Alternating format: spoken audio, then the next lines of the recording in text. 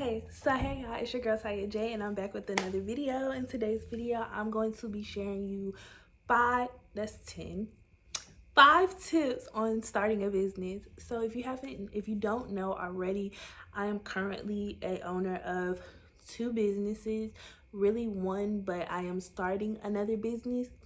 Well, relaunching another business because I've had that business before, but I'm relaunching another business.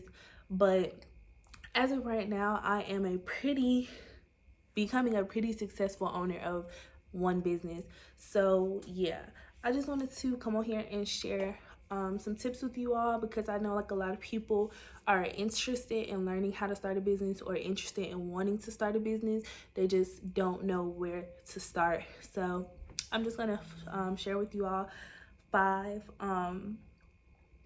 five business tips that I can give to you all from personal experience, that don't have to just be for a hair business or a lash business or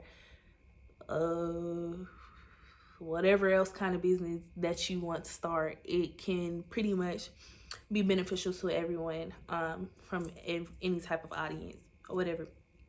So yeah, my first plan is to have a plan and do your research. So first, before you can even do your research, you need to figure out what you want your business to be on, what you want to have your business. If you are providing a service, if you are selling a product, you need to figure all of that stuff out before you can make a plan, because that's a part of your plan. You can't make a plan if you don't know what you want to do. So that would be the first thing, is to figure out what you want to sell. If you want to sell hair, you want to research things about hair, like different types of hair, different places to get hair, different specs of hair, different details as far as hair. You need to be educated on whatever it is that you want to provide a service or sell or anything like that. You want to be educated, so if anybody comes to you and asks you a question, you should know the answer. Why would I buy hair from you if you don't know nothing about hair? Or why would I get my lashes done by you if you don't know nothing about lashes? Like, that's the first thing you want to do, is to have a plan. So you need to research vendors. You need to research the industry itself. You need to research not necessarily competition, but I'm gonna come back to that because that's another tip. But you need to research stuff like that as well. You also need to know your audience. That is my second tip, is to know your audience. If you know your audience, it'll be easier and more beneficial to your plan, because the product that you have or the service that you're trying to provide, it may not be for everybody, and that's okay. That's okay that it's not for everybody, which is why you need to have a targeted audience. If you want to specialize in braids, you're obviously not going to target people who wear wigs, or you're not going to target people who don't wear braids. If you want to specialize in braids, you're 9 times out of 10 your audience is going to be African American women, girls, whatever. That's going to be your targeted audience. You obviously wouldn't want to try and persuade that onto a man. A man is not, more than likely, not going to be that audience. So you need to know your audience for what you're trying to sell or provide a service for. The next thing is going to be competition. A lot of people worry about the next person and how good the next person is, or how good they are, or we started at the same time but hers is a little better than mine, or she getting more clients than me, or she sold out but I'm not getting no orders. You don't need to worry about the next person. You don't want to worry about your competition, because at the end of the day, they are not you. They cannot do your business like you do your business. So you don't want to worry about the next person and the next business and the next thing. You want to focus on yourself, because at the end of the day, they probably not worried about you. So it's no need for you to be content on what they're doing. The next one that can go along with that is to support others. I know a lot of people claim people don't support my business, or blah blah blah and stuff like that. You want to support others, because the more you support others, the more they're probably going to support you. Like, for instance, if I have a client, and let's say my client sell lashes, I know her. I do her hair. I'm going to be more willing to repost her stuff because she reposts my stuff, or more willing to purchase from her because she comes to me to get her hair done. So you want to support others because at the end of the day, the ones that you support, they're probably going to support you as well. And another thing on support, one of the biggest things I learned is that the people in your circle not going to support you like people who are not in your circle. Your most business and clientele and all of that and purchases is gonna come from people you do not know. Trust me. I had a group of friends in high school. Anyway, my group of friends in college support me like no other, with no hesitation. If I post it, they gonna repost it with no questions asked. I don't have to ask them to repost my stuff because they gonna automatically do it every time. My friends gonna automatically come get their hair done by me every time. No discount needed.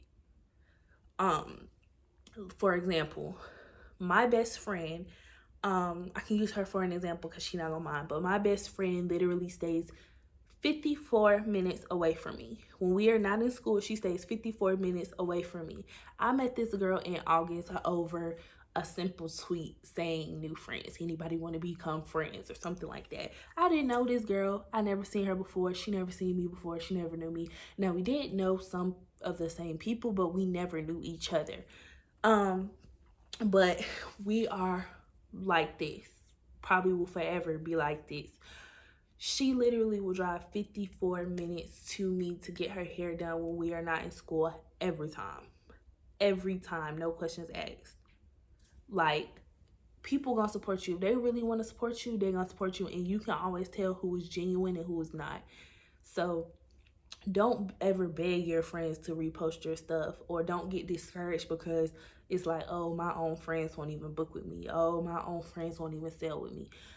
Don't get discouraged by that, because I also had friends, like I said, my friends in high school would rather pay somebody $400, $300 to do something that I can do, if not better.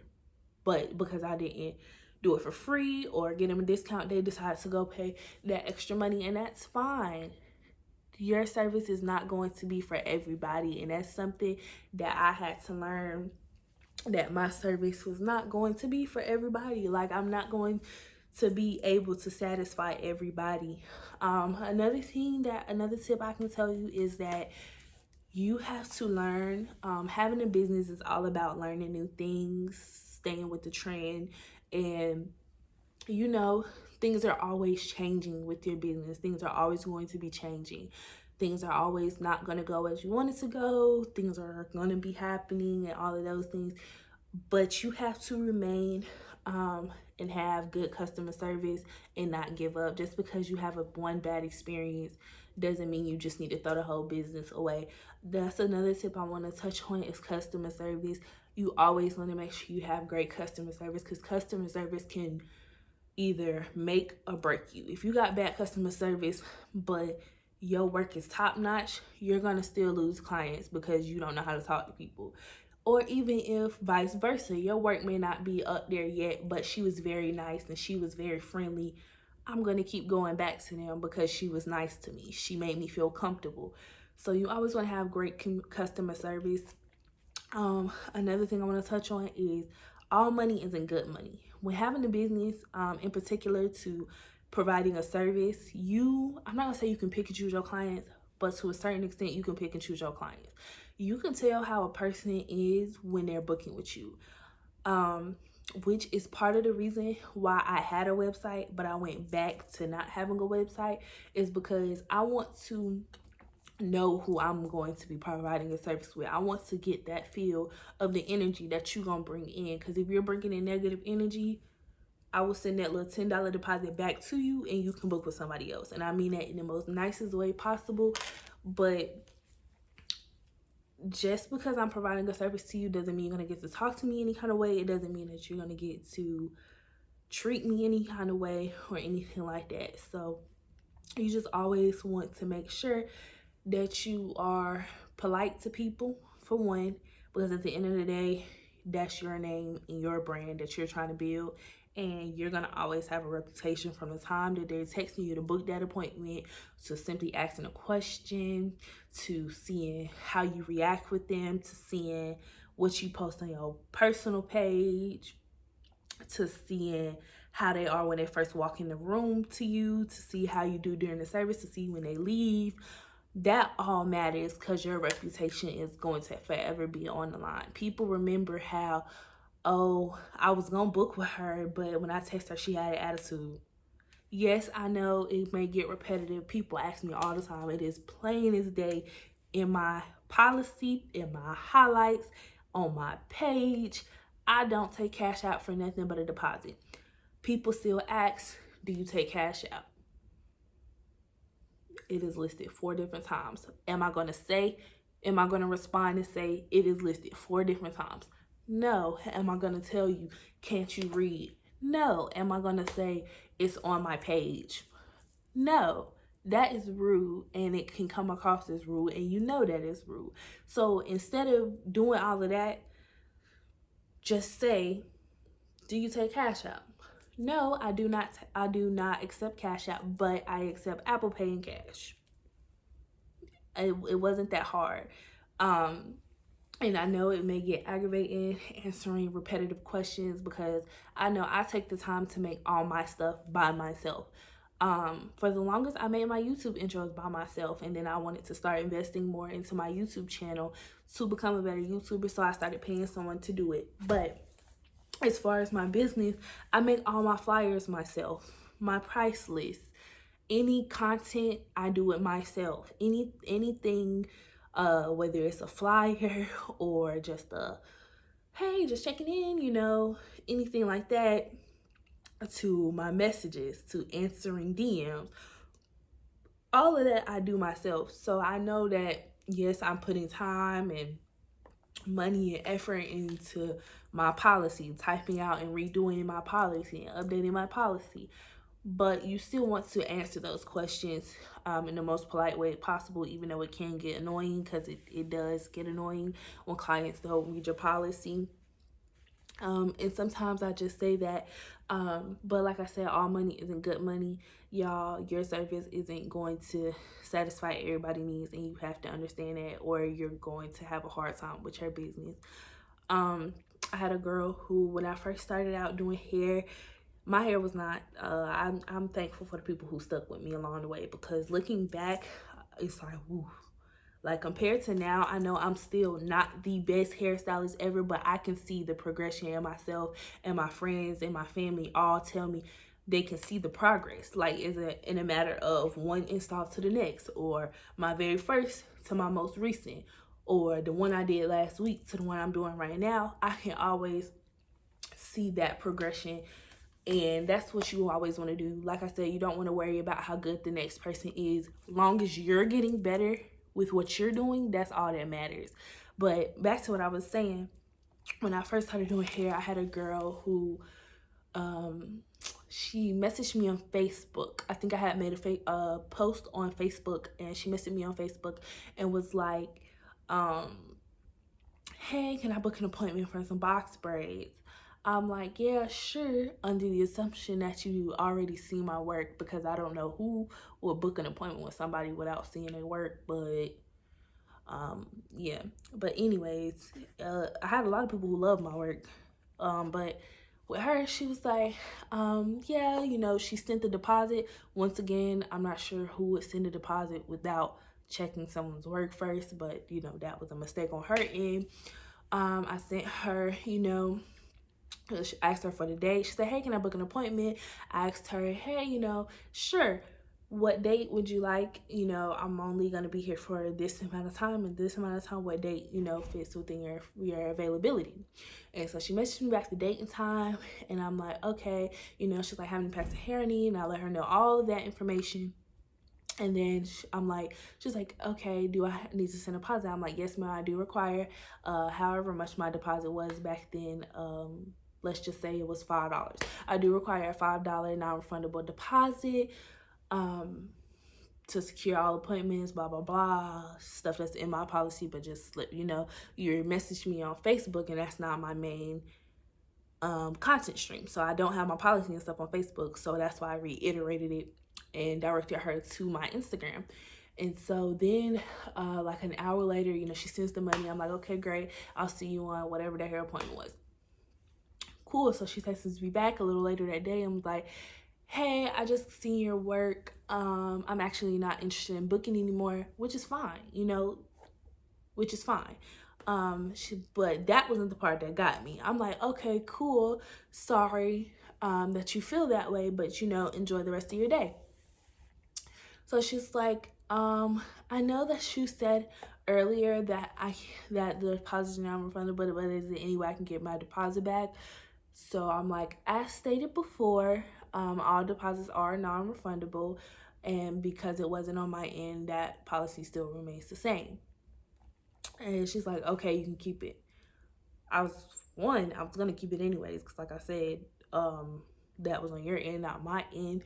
But you need to, like I said, I didn't say anything smart or anything like that. Like I could have. You just want to make sure that you remain positive and don't try to be sarcastic or anything like that, because that's rude. But yeah, I said all of that to say, to reiterate, what you can't satisfy everybody. So yeah, but like I said, you can pick and choose. From then on, I knew like this girl would never book with me again. Like me, I don't care how good I get. If you were booked from 2 years ago, blocked from 2 years ago, you're not getting unblocked, because you probably still got the same energy. You're not getting unblocked. And with situations like that, I'm just like, okay, I don't want to accidentally end up letting this girl book again. So I'm gonna go ahead and block you. It's no love lost or anything. It's just I don't want you to be able to book with me again. So like I said, you can pick and choose who you let book. Or if you have a customer and she's being rude when trying to book, you can gladly say, hey, I don't really feel comfortable servicing you. And talk to them, leave it at that. Communication is key. That's another tip. Communication is key when creating a business and organization. Communication and organization. You want to stay organized. You don't want to double book. You don't want to oversell something that you don't have and stuff like that. So communication is key. I had a client the other day. She brought me a wig and her wig could not take bleach. I offered her some alternatives, but I communicated with her ahead of time instead of waiting to the last minute and I don't know what you want me to do. There were multiple ways that could have went if I did not communicate with her, because at the end of the day, you trusted me with your wig. So yeah, and because I communicated with her and explained everything, she's still booking with me. So communication is key. Organization is key. You want to make sure that your page is organized. You don't want to post random stuff on your business page. I would suggest that you make a separate business page from your personal page. I know some people just post their business stuff on their personal page, but I highly recommend that you have two separate pages, because it just keeps things organized and separated. When I post my availability or repost posts from my business page to my main page, I always direct people to my business page, because I don't want you DMing me on my personal page and your appointment gets lost. Another thing is, when you get established, you're gonna want to have a website. You're gonna want to take time on your website, and this is for providing services. Obviously, if you're selling products, you're still gonna want to have a website, but either way, you're gonna want to have a website, because websites just make it easier for you and the client, and it just helps you keep up with things if you're not good with organization. I just so happen to be good with organization, so DMing right now is working for me, especially since I'm still in school. And another thing is the reason why I stopped my booking site is because you're gonna learn with a business. Some months you're gonna be booked. Some months you're gonna be all the way booked, halfway booked, booked more than usual, or sold out and stuff like that. And then some months you're gonna be, why ain't nobody buying from me? Nobody's booking. What's going on? So I just don't feel like I need to spend that money, that $27, and nobody booking with me really. So until you get established and getting booked out and stuff, you want to just be mindful of that. You don't have to do everything all at once. You don't have to have the biggest, the best packaging for your product all at once. Yes, you want to, that represents you, but you don't have to, you don't want to go spend $7,000 on hair and then just for nobody to buy the hair, and you stuck with all this inventory that nobody is buying. So be mindful with your money and your time, and just keep in mind that you are investing in yourself, you're investing in your business, you're investing in your lifestyle. So all of that is reflecting you. So you don't want to throw all your money into one thing unsure of how it's going to be. So I would say with selling products, you want to start off with a little at a time. Have a little bit on hand. Once that sells out and you see, okay, this is actually selling, get a little more. And then once that sells, okay, this is really selling, get a little more. And take it slow, because like I said, you don't want to put all your eggs in one basket and you just stuck with all this stuff because nobody buying. And as far as providing services, it's gonna take a while. It's gonna take a while for you to get booked up. I'm still not gonna lie to you, I'm still not booked the way I want to be booked, but I can see the progression. And I'm speaking it into existence. I will be booked up. I will have to shut my calendars down. I will have people that I have to turn away because I don't have any room for you. I'm already booked. That will come from me, and I know it will.